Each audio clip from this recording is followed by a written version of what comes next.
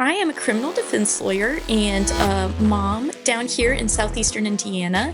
I actually grew up in this area. I was homeschooled, grew up on a small family farm out in Milan, Indiana.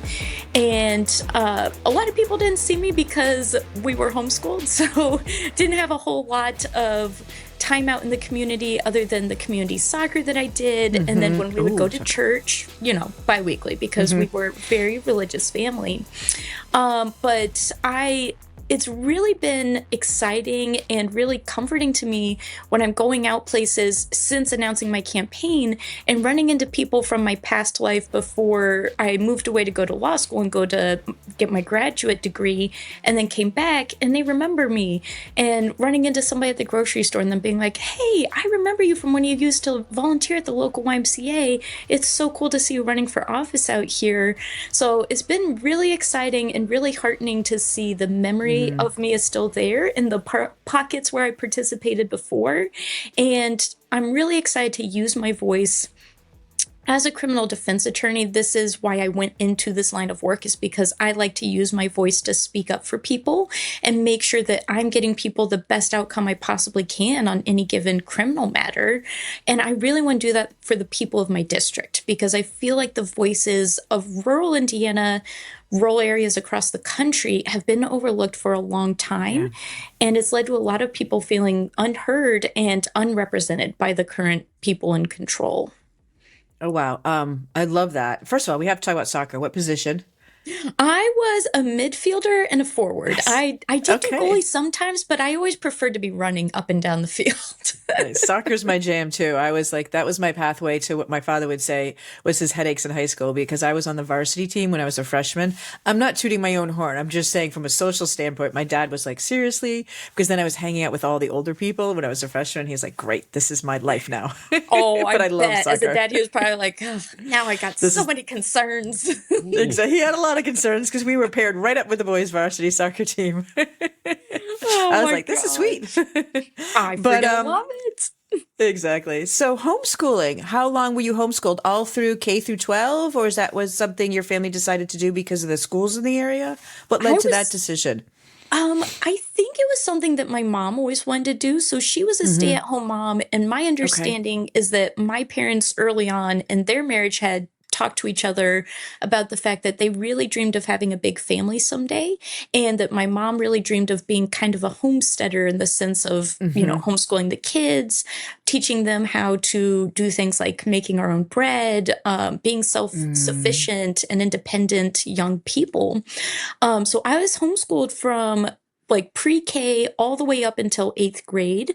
That's when my Okay. parents got divorced, and it was just a necessity at that point in time for us to go into the public school system, because then both parents had to get to full-time work to make sure they were Hmm. able to pay the bills. Hmm. How did you like that transition going into homeschool? Because people, that's a big social year to all of a sudden be like, you're in high school and there you go. See you later. Good luck, right? Josh is shaking his head going, Yeah. that's a jump. That's a leap.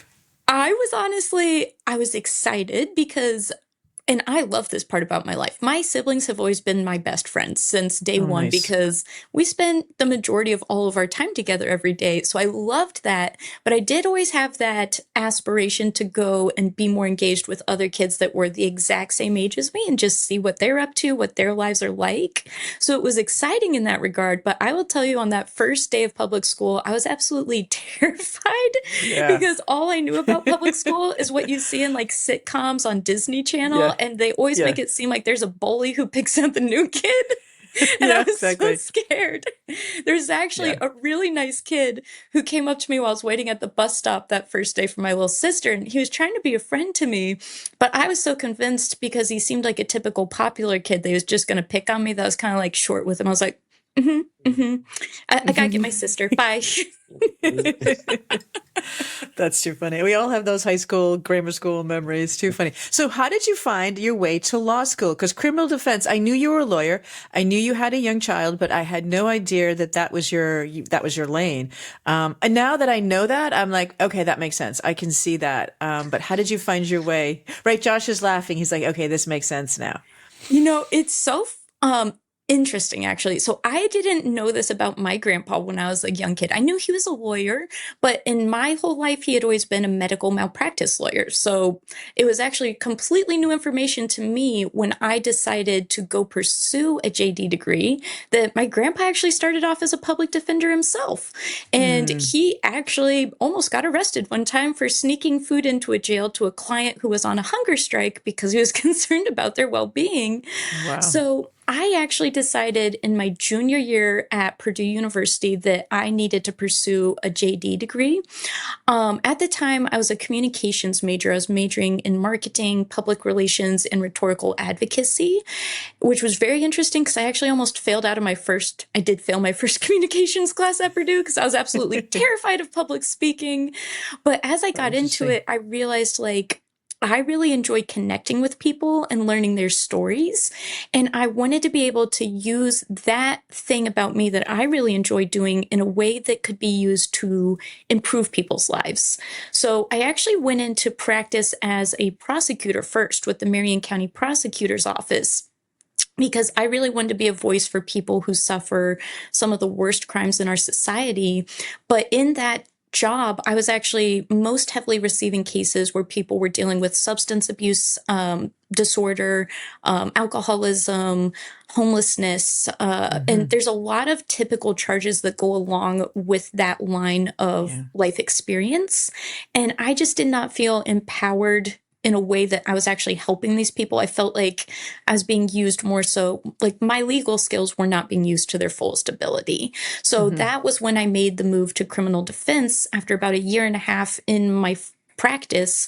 And I've been here ever since, and I don't see me leaving it anytime soon because it really is so much more of an effective use of my legal skills to be on the ground with people who are charged with crimes and talking to them one on one about, what maybe led to this, whether or not their constitutional rights were honored in the process that led to the Hmm. charge, and just standing up and getting to defend people and stand up for their lived human experience.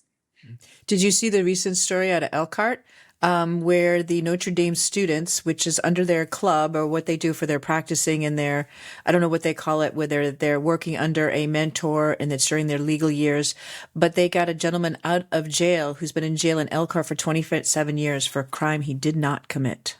I And he was believe just it. released last week. Yeah, That's incredible. I think that was probably with their Innocence Project. that's what it was. Yep. Yes, I was going to say they've got a couple of the Innocence Projects headquartered at law schools around the country.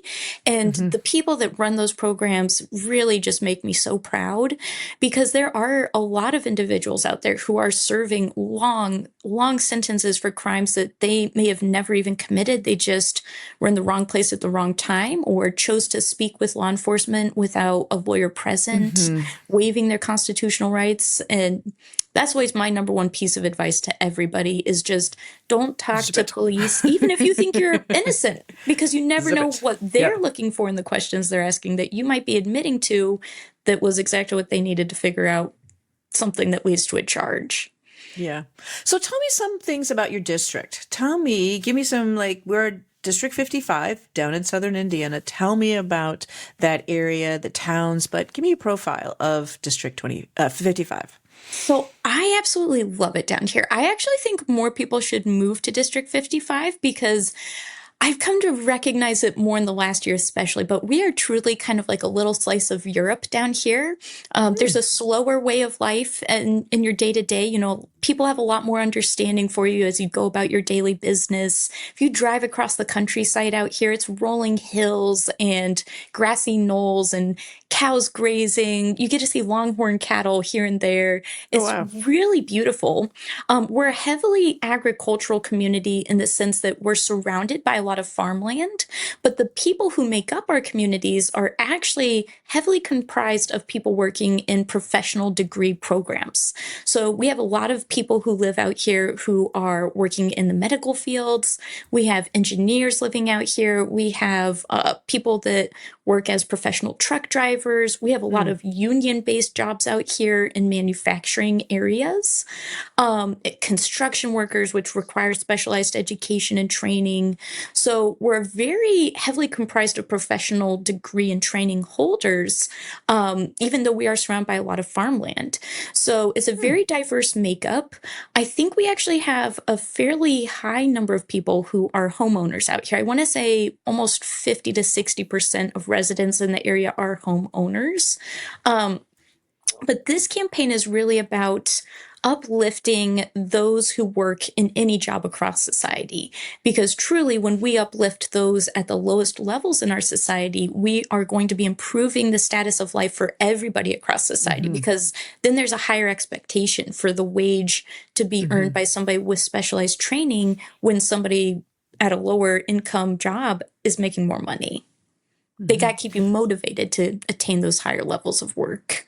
Yeah. From your background story, from your origin story, you really talk about you grew up in the area, you know the area very well, you went off to school, you came back, and here you are living, practicing in the area. What sparked the, like, okay, what are you seeing out there that said, I need to run for office because? What was your why? Why did you step up?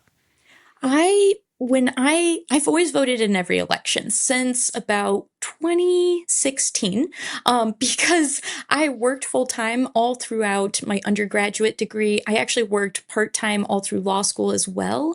And it was really in 2016 where I started to realize the importance of making sure that I spoke my voice into democracy and make it happen, no matter what my day to day schedule looked like.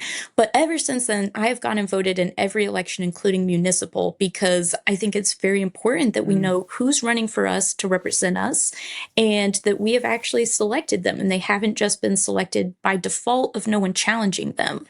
And when I went to vote in my first election since moving back out here to Batesville, Indiana, I pulled that Democratic ticket, and the ladies that were it was during the primary election, so they were asking me if I was a Democrat or Republican to make sure they Okay. gave me the right ballot. And I said a Democrat, and they're like, "You sure you don't mean Republican?" And I was like, "No, Democrat." And they're like, "Well, you're not going to have anybody to vote for." And I was like, "That's the ballot I'm going to pull to vote for." I'm Ooh. sorry. And You know I, where I'm going with that. yeah, yeah. And so then I went and I put it in the machine, and no joke, there was no Democratic candidate on the ballot.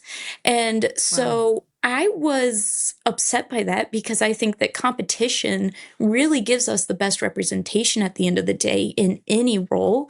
I mean, think about a job. Do you want a doctor taking care of you who is a doctor because nobody else applied for the job? I don't know. Maybe they're Yep. qualified. Maybe they do Yep. a good job, but I'll feel a little Right. bit better if other people were considered in the hiring process. Just a little. Just a little.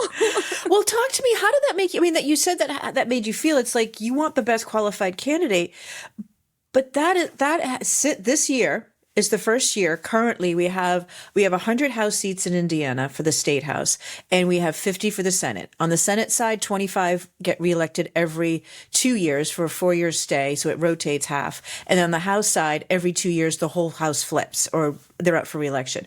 On average, for the last, I don't know how many years, there have been 30, 31, 32 uncontested seats continuously. Now, this year, for the first time, we have 91 of those seats that are being contested. Now, even though the filing's over, if you're out there and you still want to run, you still can get caucused in by your local county party. And that has always been something that I have been pushing for, that it's not about it's about putting a name on the ballot. It's about holding the other person across the aisle accountable, bringing the democratic message to the voters, and it's redefining what winning looks like. Now, when I say that in your district, redefining what winning looks like, you mentioned before that. Tell me what this district looks like from a voter's candidate running for office. Why did you want to step up? Aside from the fact that if nobody's been running for a while on that ticket, to me, you don't have a lot of data to work with. You don't have a lot of infrastructure to work with. You are really starting from scratch. Or am I being assumptuous when I say that? Because I'm probably not. No, you're spot on with that. I mean, Yeah, so I stepped up to run because we deserve to have options when it comes to our representation. And I think that why we've seen such a big increase in people stepping up to run this year as opposed to Hmm. other years is I think people are starting to realize you don't have to be a lawyer to run for office. In fact, the more close you are to an everyday living, working person's experience, the better you're going to be able to represent that same class of people in a representative capacity and achieve actual change that is going to improve your daily life and the of everybody around you in your society. I stepped up because we didn't have any opponents out here, and nobody else has stepped up for that seat in the last, I think it's been almost 10 years at this point, 8 to 10 Wow. years. Nobody's challenged this seat. And I think a big part of why nobody has challenged this seat out here in such a long period of time, and the same reason why we don't get support from the state level of the party, is because this seat has regularly pulled 20% of the Democratic vote and 80% has gone to the Republican Party. So the state has actually sat down with me before and they've said, look, I'm going to be honest with you. We rank the winnability of seats across the state of Hmm. Indiana based on how many votes they poll. And I said, all right, give me the bad news. Where are we on that list? And they scrolled all the way to the very last position on the list. And that was where House District 55 lay. And it could be disheartening, but there's really nowhere to go but up when you're at the very bottom position to Hmm. start with. So I am actually feeling very positive about this year's election because we are running an actual campaign out here that has not been seen in this district in at least 10 years, but possibly even longer than that. Hmm. We have 15 to 20 volunteers who are working with the communication strategy, the public relations, the marketing, the running of the social media and messaging parts of the campaign. And beyond that, we're building a volunteer base that is going to have numbers when we go out to knock doors and do actual voter to voter contact. Hmm. And that is not a campaign that I think has been seen out here in a long time. So I almost feel like we could really win it this go round. But Yeah. Yeah.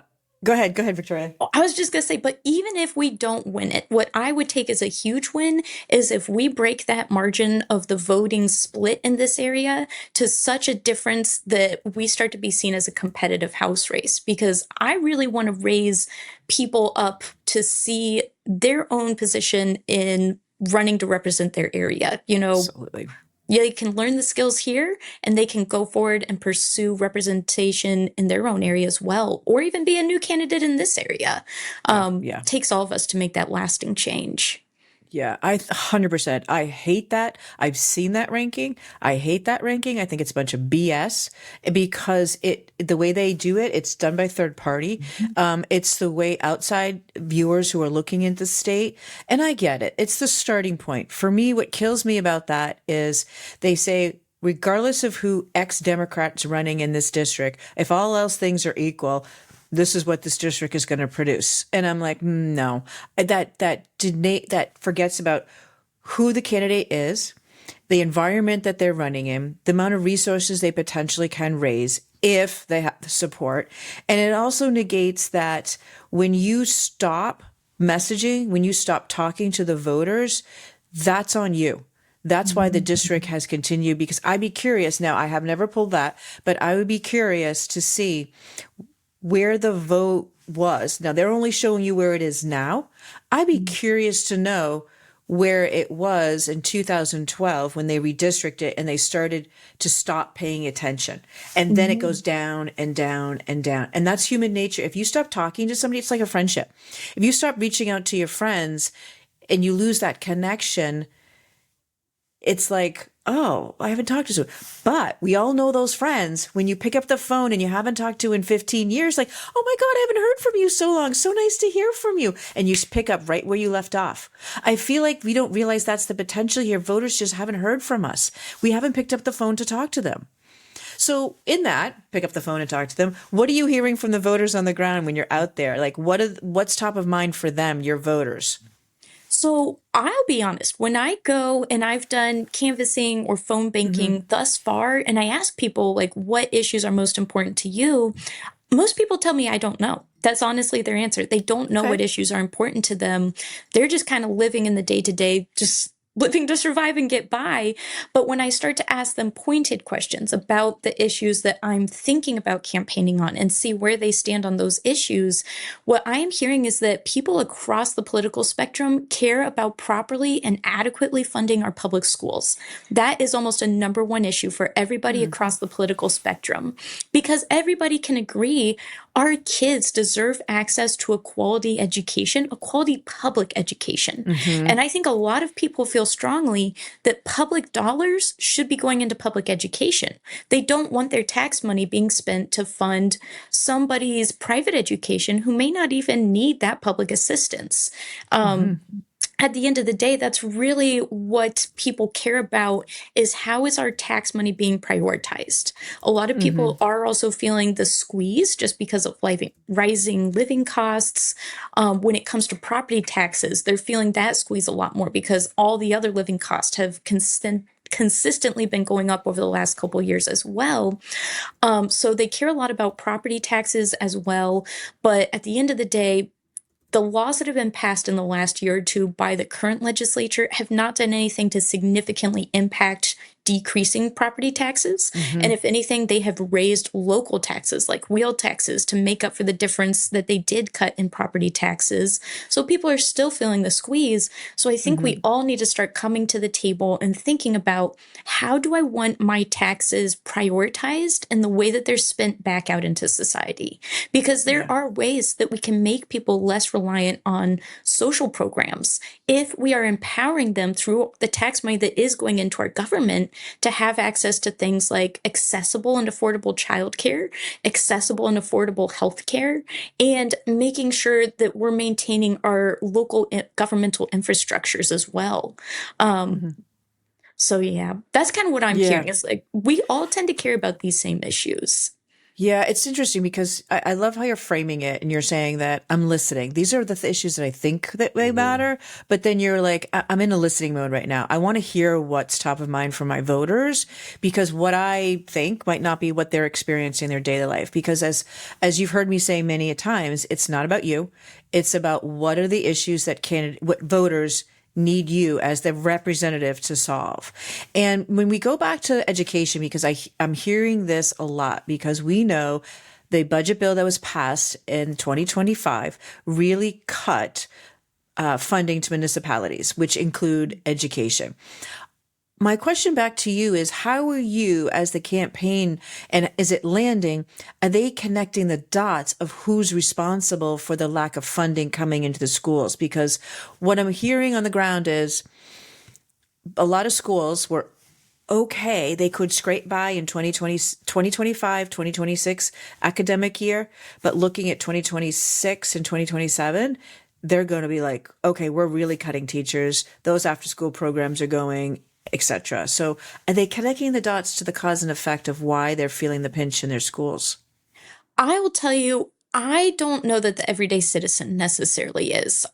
Anybody that I have talked to who works in public safety definitely is tied to that connection already. So local police departments, local firefighting Mm, departments, they have made that connection and they are outraged at the cuts that okay. they have had to suffer, because it's meant that they aren't able to invest in the things that they need to keep serving our society the best they can as a result. In Rushville, Indiana, in particular, they are starting to see the results of that Senate Bill 1 already on the public school system out there, because they are actually having to shut down a whole school system out there because they are running at Oh, such a wow. deficit and like in very short course. And I'm still trying to learn more about it so that I can speak on it from a better place of being informed on the issue. From what I've read online, it also seems like maybe people feel there was mismanagement of funds that were going into that public school as well. And then it just kind of became a slippery slope down to its demise. But Hmm. it's been really sad to see, especially talking to people who grew up out here that are elders of the society, hearing their experiences from going to, there were people out in Metamora, Indiana, who went to schools that were class sizes of 5 to 6 people in their entire school. And they graduated from schools like that. And they're just in their 70s, I would say, today. So this isn't Hmm. that far ago. And because we have defunded public schools so much over the last several decades, so many of those schools have closed and they've been consolidated into bigger and bigger school systems where the public schools are now having to make the funding they are receiving stretch further and further per Hmm. student. And it's just decreasing the quality of education that Right. we're able to give our kids there. Well, Yeah. and I think that people don't necessarily care about the SB1. Like they care about what it's causing them. But we've heard a lot of people using, oh, SB1 does this, SB1 does this, SB1 does this. And it's like, who cares? Like those words are not something that's going to connect to people. The Mhm. way you just described it is the way that we have to like really teach people to talk, which is look at this person. They were able to have a size of 5 and have this personal Hmm. attention. And now they have a class size of 500 and they're Mhm. graduating with that. And it's not because it's a bigger school district and there's more people. It's because it's a bigger school district because we closed down schools. And that's the way to talk about it. Hmm. So whether they're making those connections or not, it would be fantastic if everyone made the connections and said, it's that person's fault. Look at that Republican who passed this, look at, Lindsay or Lindsay or however you say her name, your incumbent there. And it's her fault, that our schools are struggling so much. But the reality is it's not. So how can we relate it to something specific in their life? Yeah. That's what really matters. Yeah. Yes. Totally. I was just going to say off of that. I mean, that is something that also has been resonating a lot with people across the political spectrum out here is getting big money, big corporation interests out of our local governance. Like, for example, I've been getting the most positive response across the political spectrum by going out and attending public forums that are pre-existing. So like public forums on data centers that are trying to come Mm. into our communities. People come out from all backgrounds for those because Hmm. we are such an agricultural area. We care very deeply about conserving and protecting our agricultural lands and our natural habitats. And people are also very agitated by the idea of data centers coming in because of those big corporate interests that come with it. A heavier hand on the scale for energy companies and for them to abuse the everyday users and try to run up their energy bills to help pay for the costs that these data centers are going to run up out here. Hmm. Um, it's definitely been very resonant with everybody across the political spectrum out here to talk about how our money is being spent and why is it not being invested into the real everyday people of our communities more so, because Hmm. that's what everybody really wants to see. They want to see small businesses funded over big corporations. They want to see public schools funded over charter schools because we actually can hold public schools accountable for Hmm. what's going on within them, where we can't do that with charter schools. No. And it just comes down to the everyday people's experience for sure. Like they Mm. know from their experience, I want my kids to go to a quality public school. That's how I grew up. I want that for my Hmm. kids. Yeah, that's totally Right. true. Yeah. And the listening is a big deal. And I think having the Texas primary early, I think there's a lot that we can learn from that. For especially in a red state like Indiana, there's a lot we can get. Like seeing Talrico um, win by such a margin um, there, his whole like marketing was all listening, Yeah. right? Yep. And then he obviously had all the, fuck the billionaires stuff, but that's a bigger scale and a different thing. But in a red state like Texas, like Indiana, listening to your people Hmm. is such an impactful thing that people aren't used to from their politicians, especially in this era of politics. I mean, look at the people in power. They're not listeners, Mhm. No. so that I would imagine is why it's so impactful when you, Victoria, show up somewhere where people are talking about something that concerns them and they go, oh, wow, she actually cares. Hmm. Mhm. She's here. She Yeah. cares. Yeah. That's a big deal. Yeah. I mean, Absolutely. they're having all the hot takes on Jasmine Crockett and James Tallarico. And I think you hit the nail on the head, Josh, is he started at the top. He said, the consolidation of wealth and power at top is affecting everybody. And then he inserted his solutions for that. Like he really went and listened and figured out how to connect that. It wasn't just, I'm going to save you because look at Trump's doing to your life. Look at the current administration's doing your life. Look at his opponent who's in the Senate. Why am I John Cornyn? Is that was his name? I'm blanking out on the Republican, not Paxton, because Paxton's getting all the media. But the incumbent, what was really good about his campaign is it was his campaign. It was his personality. It was he who was as a person connecting to the voters, but he did that because he was listening first and found that connection piece. And I Well, think, and everywhere he went to campaign was all listening to that specific yes, demographic. He even did that Jubilee show, yeah, where he people come and complained to him for 2 hours on a show, and he just listened and talked with yes, them, and like the yep, patience, right. that it takes. Like I would be so lost in that. But it's the same patience that Victoria is showing listening to Right. us right now. Go Right, on and right, right, on. right. Right. I think, because when I look at that example and I look at what people are saying here in Indiana, you have to be moderate. We need to get the Republicans over and you got to swing over and grab those independent. It's like, as Josh and I has talked about, I truly feel some of the people that are framing it that way do not have a clear understanding who the voter really is in Indiana. They're Mhm. not out there listening to what the voter wants. And it's your argument is just to be anti GOP or anti Republican or anti Trump.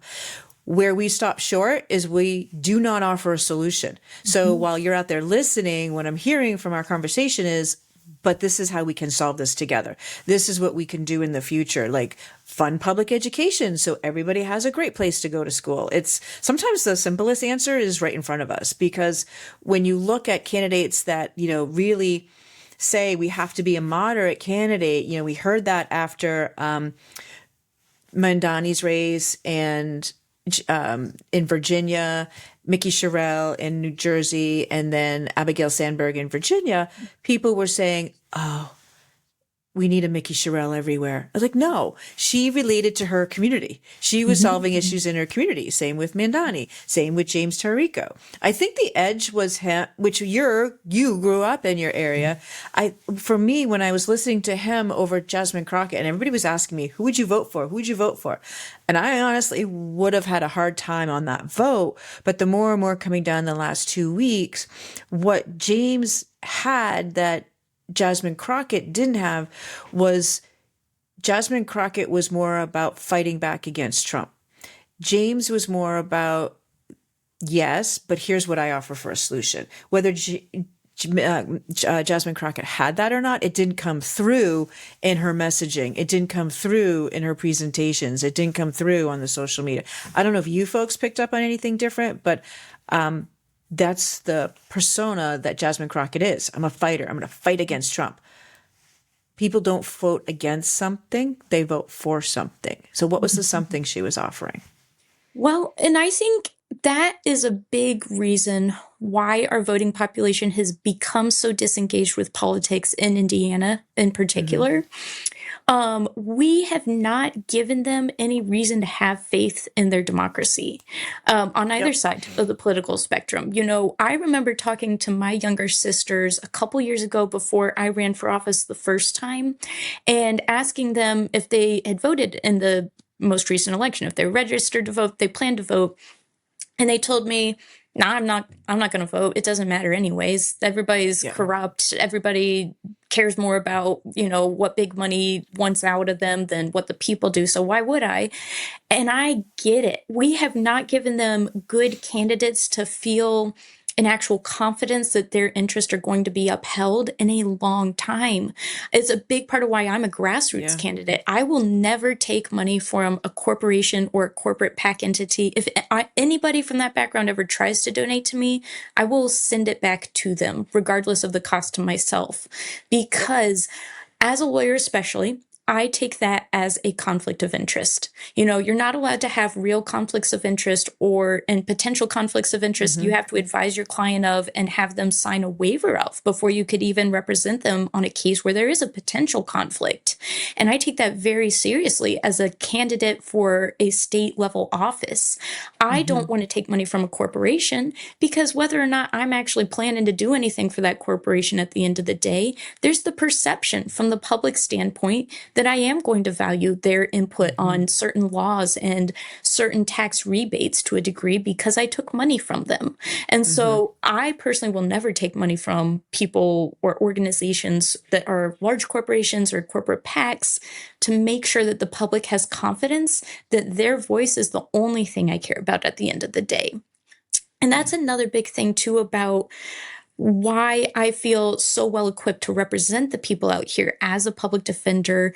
I work as a public defender out here in rural Indiana. So it's not like I'm up in Marion County where the majority population is usually perceived as probably Democratic slash liberal leaning. I know my community out here in general. Like I said, we've had an 80% Republican vote turnout, but I don't ever care about the political background of somebody that I'm there to represent because it's about making sure that I hear their story, their experience, and making sure that I relay that in a way that's going to improve their situation. And that's what I want to do for the people out here. Yeah. How do you think you're breaking through? So if you're knocking on the door, you're talking to voters, you're attracting people at a town hall, that's your challenge. I mean, you've clearly said this is a tough district. It's in the fourth quartile when we tier. You're a D, as we would call it, A, B, C, D. They label you as the D category. I Exactly. didn't even know they had a category that low, if I'm being honest. I was Me told either. I We're was finding told there out are new three things. tiers. Yeah. A is defend, B is pick up, C is power building, D is eh. I But believe Sometimes it doesn't even have words, it it. just is a sound effect. but I actually love the D candidates because it's all about redefining what winning looks like, exactly what you just said, and building our power back. And you cannot flip a top of the ticket unless you have candidates running in every seat of the bus. Full stop. If you hear anything out of this conversation today is Victoria's mission in this whole democratic process. If someone's sitting at the top of the ticket, we've got two Secretary of the State candidates, now a third who's about to step in as an independent. Did you see that? I did Um, see we'll that. we'll see what happens with that. We need candidates running in every seat of the bus if we're going to flip Indiana. That's how the math happens. I lost my train of thought because that just riles me up every time. Every time. Oh, what do you want people to remember? Because you do have a tough district. You do have a tough district. When you knock on the door, you connect, they come to a community hall. We're all human. We walk away with two or three things. What do you want them in terms of their messaging and how are you approaching it? So this is what Victoria is. This is what she's going to do for you. I want them to remember that I am here to be the voice for them. I'm not here to represent my own voice or what's going on in my own head. I'm here Hmm. to hear what their everyday lived experience is, to try and help them identify what are the biggest issues that you're experiencing in your day to day life or in your local community, and then take those issues, carry them up to the state house, and craft laws that are actually going to address those issues. So when we talk about public school funding and ensuring that we fully fund our public schools, I think a great way to accomplish that would be to say, hey, let's not do universal charter school access anymore like we did in the last budgeting year, which was 2024, I do believe. Yeah. Yep. So last year 2025, my bad. It was last year. It was last year. Wait, where are I know we're in the new 2026. It's all a I blur when know, I get all my those years budget years jumbled happen. up. Yeah. But what we could do instead is we could place a reasonable cap on the charter school access. I don't Yes. want, low income families who rely Right. on that for their kids' private school education to fully lose access. But I do want to make sure that our public schools are getting the funding that they deserve and they need to be giving our kids a quality education. So we need to start scaling that back. And it's not unreasonable to say that people making over, let's say, $100,000, $150,000 a year should be responsible for paying for their kids' own private Yeah. education if that's really what they Yeah. want at the end of the day. I don't Yeah. feel that's an unreasonable ask. It's not. We're not investing in children's future. What we're doing is, as Bruce Leslie called it, organized abandonment. We're abandoning the children because it's not to say you want to take people's choice away. We know the Republicans have been crafty and they call it school choice, parental rights. It's not an and or, it's an and both. Mm-hmm. What you're doing in this process by taking all the public money, because 90% of children across the state of Indiana go to public schools. It's only 10% that go to charter schools, but we're overfunding that bucket.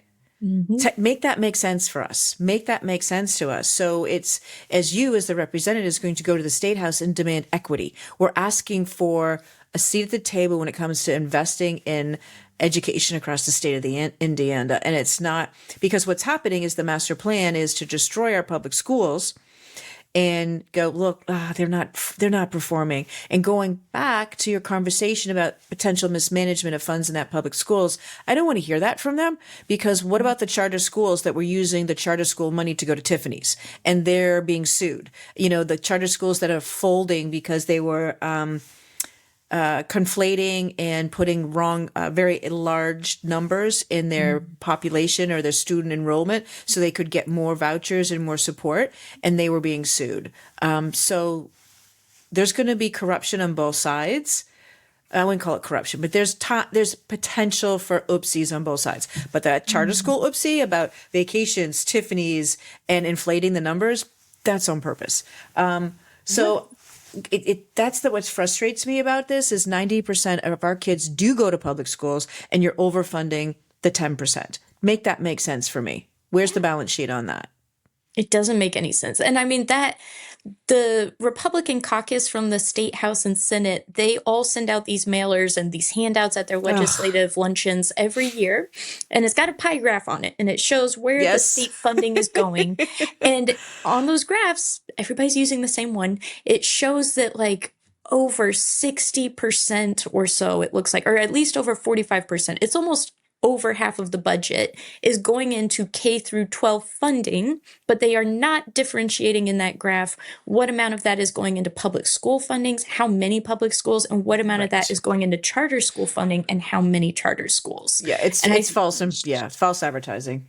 Yeah. So to bring us back here, how do we address this on the campaign trail? Like when you're talking on social media, when you're knocking door to door, like how are we positioning this in a way that's connecting with people? Because this is an awful lot of numbers. It's an awful lot of this and that. Also, if my kid's in a charter school, this isn't making me like you very much. Like how do we address this in a conversation or a town hall or a social media post or a door knock? Well, that is a very big question for sure. And it's going to be different for every individual. But I think that the easy way to kind of describe the approach would be, first off, I can just ask them, do you care about fully funding our public schools? And see what they say. And if they say yes, then I can provide that explanation to them.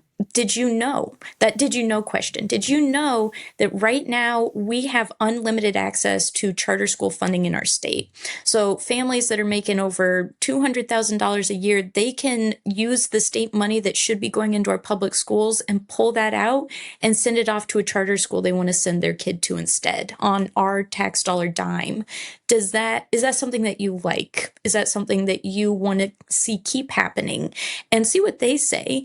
If somebody in my community sends their kids to charter schools and I tell them that information and they're worried about funding for their individual student, I can always ask them, what's your family income like? Are you making over $200,000 a year? And I mean, I don't want to put anybody in a difficult position. If they are making over $200,000 a year and they still want that charter school funding there, that's a difficult conversation because I gotta be like, look, I don't want to be paying for your child's charter school education. My Right. kid's going to public school because that's what we can afford, and I'm going to make that a quality public education for all our kids out here. Um, Right. Right. but I think most people that I come across in my door knocking, they're not making $200,000 a year. They're making a reasonable average income, and they would not be opposed to seeing us rein in that expenditure on charter schools because that's just not their lived experience. And I'm sure they agree we need to prioritize the use of our tax money. And I don't want to be paying for wealthy families' private education. It's funny you Yeah. should say about that income growth. Can I just pop in here, Josh? Then you can take it. Yeah. In Indiana, which goes back to this is that the GOP is only focusing on a small demographic because in Indiana the income growth, the wages have only risen 14%, whereas the national average is 32%. So Indiana is earning less compared to all the other folks. So they're not growing in their earning capacity. So there is not a lot of people who are really taking advantage of this charter school opportunity. There might be a few in certain communities. Get it? You want to give parents choice, but where's that balance? The Mhm. numbers aren't there. Right. The numbers aren't there. Josh. It's true. Um, yeah, and I think you do a good job, and this is what we train Mary trains volunteers and door knockers to do. This is what we train marketers to do. It starts with that listening, right? You ask them their question first of Mm-hmm. where they stand, and that helps to position that. Mm-hmm. Um, as we're getting towards the end of the hour, I do want to throw up some questions here, and then Mary, we can loop back to what we have on the docket here. But this is a really good question here. Whoops. Um, Pop it up yeah, again. yeah, I will. What's one piece of advice that we would give Victoria um, to reach voters who have been disengaged? Ah, good question. I think we've been hitting on the theme. This is listening. I think as candidates or volunteers, we go in with our script. We go in with our ideations of what is the problems. It's circling back with that. You're on a date. Hey, nice to meet you. How's your week going? What, and really connecting with them on a values messaging stance first. It's not about the issues, it's about what you're solving for them in the community. And you don't know what issues are resonating with them right now. It might be healthcare. It might be loss of job. It might be elder care. My generation is being squished in sandwich generation taking care of children and our aging parents, and the cost of that is just getting exorbitant. So everybody's going to be different, but it starts with to engage the disengaged is listening first and no judgment, because everybody's life experience is going to be really, really different. For example, I'm finding when I listen more, I'm really better understanding what's happening in our farming community because it's different from everybody across the state. But what I am hearing is there's a theme going on. The theme is they've been sold a bucket of shit and it's not working for them anymore. And they've been given band-aid over band-aid over band-aid of a solution, and nobody's really helped them solve their economic situation, how to grow and stay on the family farms.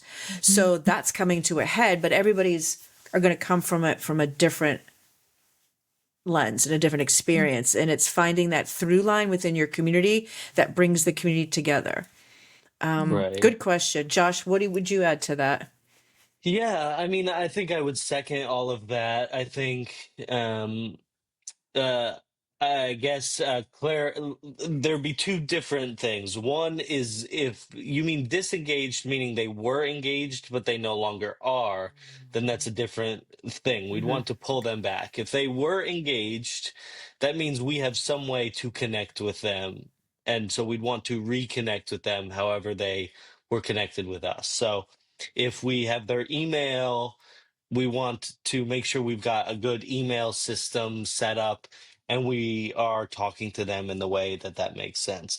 If they're disengaged, meaning they're just people who are a part of our district who are just not engaged in general, which is most likely what we're doing most of the time in a campaign like this, then I would say let's make sure, one, that we know exactly who our audience is, like having those audience segments really clear. Like that's one of the first things that we do. Oh, Whitney clarified they've never voted before. Okay, so yeah, so this is exactly what we're talking about here.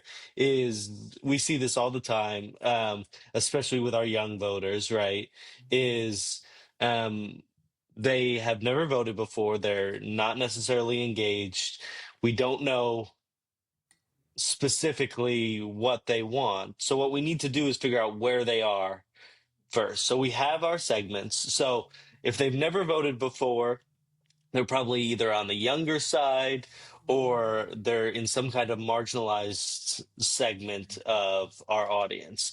And so let's define that and let's figure out where are they, meaning physically. So are they at a church? Do they go to the library all the time? Do they go to another house of worship? Like where are those people? And we could show up physically there. You said you're already showing up to the town halls, things like that. That's great. But those are probably already engaged voters. If they're showing up to a town hall about data They're centers, engaged. they're engaged. I mean, that is boring to me. And I work in this industry, like, um, b- uh, or where are they showing up online? So for our young people, like this is the Gen Z strategist in me, where are they showing up online? So what social platforms are they on? And then or email or texts, whatever it is. And then how do they interact on those platforms? And we want to be replicating that so it feels natural to them.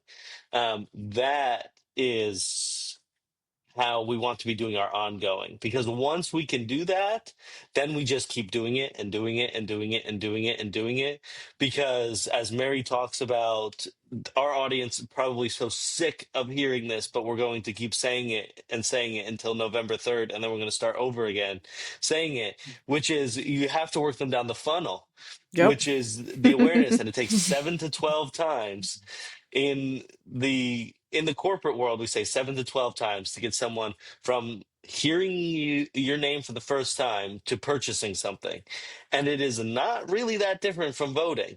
So Hmm. the fact that you knocked on their door once is great, but that is one connection point. So we need to do 6 to 11 more times to get them to be fully engaged. Yeah. So that would be my advice on that end, is then let's just pump out, like the digital marketer in me is, let's pump out content. Yeah. The general political coach really is just repeating back what Mary says, which is show up physically where they are as well and It's engage a with two. them Yeah. that way. Yeah, it's a twofold. Whitney, great question. Go back to the Substack that Josh and I just published this morning, and we go through that. Josh was here. He was sitting on the couch, and we were kind of ripping off that exact same question. It's like, how do you work and how do you engage, starting with your messaging frame? Because it is a journey. In the marketing world, they call it the funnel. In the political world, it's the voter journey. And we have a tendency to start in the awareness section, the big circle at the top. Think of it the funnel, and we just stay there. And it doesn't, and we as Democrats or in Indiana, you just jump to, okay, now vote for me. And there's a lot of meat in the middle. There's a lot of steps in the Ooh. middle. It's educating, it's engagement, it's getting them to town halls, getting them on email lists. And how do you do that? And it starts, as Victoria had said several times, it's listening and no judgment. It's figuring out what matters to them and getting your issues and values, finding that connection point. And that takes time. So that's why starting a campaign, as Victoria has last fall, it's much better of a runway than folks who were starting, in January. They sign on the dotted line in January. That 3 months that you start in fall is really key, because I see Victoria shaking your head. It kind of gets all these pieces in place and gets you ready to start talking to voters and figuring out if you're moving left and right. With candidates, they have a tendency to just put their issues up and say, here's my billboard. This is what I'm running on. It might not necessarily be what resonates, which is one of the number one marketing books out there it's called Resonate, it might not resonate with the voters. You might not find that connection point. We go back to Mandani all the time. He's a case study. He spent about 8 months in New York City going around to different boroughs and listening. That's how he came up with affordability. That's how he came up with this is what matters to my voters. This is what I can do in this office, which connects to what this matter to them. So really good question. Any other questions out there? Is there any other questions? Um, there's no more in the chat yet. Well, I'll keep an eye here, but one question I have for Victoria is at this stage, what struggles are you having? Like on the Good question. messaging digital side, like where are you at? Like I think we talked with you, I feel like it was Thanksgiving time last year. It's been a long time since then, or at least it feels like a long time. What like w- what questions do you have? What concerns do you have, especially on the messaging, on the stuff that we do day in and day out? Is there anything we can give? This is kind of a fun opportunity to do that. Well, I think a piece of advice that I could be very benefited by is how we can run messaging on the front end, on the aggressive, instead of, I think that's a big issue across the board for political campaigns in this day and age, is Mm, Republican candidates right now are very good at doing keeping you on the defensive. So what's a good strategy to make sure that you're taking the offensive position? Like you're putting forth your stance, your policy that's going to Love get these it questions. done before somebody tries to put you on the defense. yeah, I think you just start with Lindsay. I know you buy your hair dye at Walmart. It's very clear. No, sorry, I know you can't No, the say independents anything. don't like us being mean to each other. Yeah, I I actually I know, always I know, but I'm not running for office, so I can talk shit Okay, about okay, okay. Lindsay's hair dye. I have no idea if she dyes her hair or not, but I know she gets lots of money from PACs though. So Mhm. anyway, um Do you want me to start yeah, or are you going to start? so I'm actually gonna start. That wasn't Okay. my real answer, but I was like, okay, Mary's like, come "Are you on. gonna give a real answer or are you gonna shut the fuck up?" Um, I'm just kidding. No, uh, so I think that the approach is again listening and knowing your audience would always be my first advice, and knowing what things we can be aggressive with and what things we cannot be aggressive with would always be my first piece of advice. Um, I think we can knowing also your framing is the big thing. No. This is the thing that I say to nauseum that our audience is sick of hearing about. But it's what is the way that you frame how you talk about what you do. And I think then you can take an aggressive stance on anything if you run it through the way you frame your story. So Yes. I use the example of Alex all the time. Alex is running for a House district in Mary's district. And he has a young son or a young daughter. Well, he has a young son too, but a younger daughter. And so his framing is all about a young family. And so the way he frames any issue is that way. And so he can get really passionate about anything through that framing. So schools is a great example. Hmm. My daughter's not going to have as good of an education as I will. She's not going to have the same opportunities I will because, and see, he can get very aggressive, but frame it through that framing and that story. Hmm. Um, and he could take anything like that. I have to be able to afford to keep the lights on for my daughter. What am I going to let her freeze in her home? See, framing it like that, she can really be aggressive. There are people in Indianapolis who don't care about whether my daughter can drink the water that's coming into her home. So that framing works really well. That would be my take on the question. Mary, I'm curious your thoughts. I think you're at the right starting point. You have to have that lens of what is you, like Mandani's was affordability. Alex is what do I want for my family? I want this for my family in that affordability piece. But the other thing that, once you have that lens or that framing is Democrats are afraid to name the enemy. You need to know who your enemy is. And sometimes it's not the GOP. Right now, the enemy is the contract is broken. I think you've heard me say that, where as a government officials, as elected officials, your job is to be the neutral arbitrator for the American people. And the other enemy is now the corporations. And right now they're siding with the corporations. So when you say that, the voters don't want you to be mean against each other, well, that's when you decide who's the enemy in this statement, who's the enemy in this dogfight, And then the other thing I would have to say is Democrats are afraid to come out with an and both, meaning let's take example across the country where two examples. When you talk about how Chuck Schumer was framing ICE, you can be strong on international security and be humane at how they were treating people. It's like it's not one or the other. It's not one of the same thing with all they care about right now. The Democrats is, well, we want to make sure we could have a say in whether we went to war or not. No, just say you shouldn't want to go to war. What he did was wrong, right? They're just stepping up to the line without saying what they truly mean. And that's what voters really want. They want a dogfighter in this. They want someone to stand up and say, enough's enough. And the other thing is never be afraid to assign blame to whomever that enemy is that you're framing. Like, your school's failing. Here's why. It's the 3V sandwich. It's the values. We all believe that our students, our community, our children should have a solid, great public education that we invest in.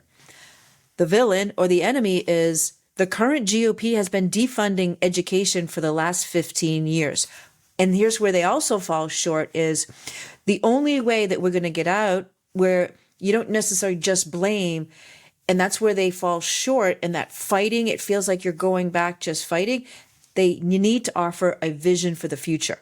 Once you complete that whole sentence, then it takes away that sting in the middle. You did the stinging, but you've moved on to what I want for our community. And that's a lot of times what people will remember. You got in the punch. Don't be afraid to punch, but you also didn't leave the voter hanging. Well, what are you going to do instead? So it's really making sure you finish that whole equation. Right. Yeah. Yeah, and I think also having a defined set of enemies that you're blaming or villains that you're Hmm. blaming also helps. Otherwise, it tends to become unclear, and then it sounds like you're complaining about a lot of things, and people will Right. take it as, oh, she's just complaining. Hmm. And especially as a young candidate, we get this, oh, these young people just complain about everything you know Hmm. so that's one of the things we do kind of in that early messaging um hub is let's define our core three Right. four enemies or villains, um and then hook that to everything, right? And Hmm. so maybe it's the cost squeeze, maybe it's you know um packs, maybe, whatever it might be. But there are these core enemies that we keep pointing back to as these are the reason for all of these problems. It Yeah. helps people follow your train of thought without it being like, Hmm. wait, what? I'm so confused by what she's talking about. The Right. problem we've seen a lot, and we saw this a lot in 2024, was Democrats, statistically speaking, have a higher level of education than Republican voters. So Hmm. when we're trying to win over, sometimes we talk too high level, right? We talk too up there, right? And so we saw Kamala not being able, amongst other things, her messaging wasn't connecting with people in the way that it needed to. We were trying to explain full systemic issues to people when really we just wanted to hear, hey, life costs too much. And she was trying to explain why life costs too much. And people are like, I just want you to know that you know that life costs too much and that you're going to fix it. Yeah. So not overcomplicating it also helps with that. Yeah. That's my last Yeah. note on that. I'll add two more things to that. It goes back to what you were saying, Josh. Keep it simple, but repeat, repeat, repeat. You know, Hmm. when you have to keep saying the same things, you feel like, and the team you're around feels like, oh, she's saying that again. But no, you need to say it again and again and again, because going back to the 7 to 12 times, people need to hear it multiple times. And the other thing I will say is, once you have done your listening and you understand, you could get a sense of what your voters want, then you have to decide how to frame that through your lens. And sometimes it means changing some of your verbiage, not how you feel or what you want to address. What I mean by that is when we look at using the word affordability, it's getting old. It's getting too used in the wrong way. And it also, unfortunately, because of the way Republicans have grabbed onto that, it can have a negative connotation in some communities. For example, affordable housing. Now, when you say affordable housing, some people will say, well, that's taking my dollars to pay for your housing. I'm not saying that's true, but I'm just saying that's what it triggers in some people's minds. How do you get around that? Well, stable housing. We all think we should have safe, secure, stable housing. There's nothing, and that addresses everybody around this country should have a safe place to put their head at the end of the day.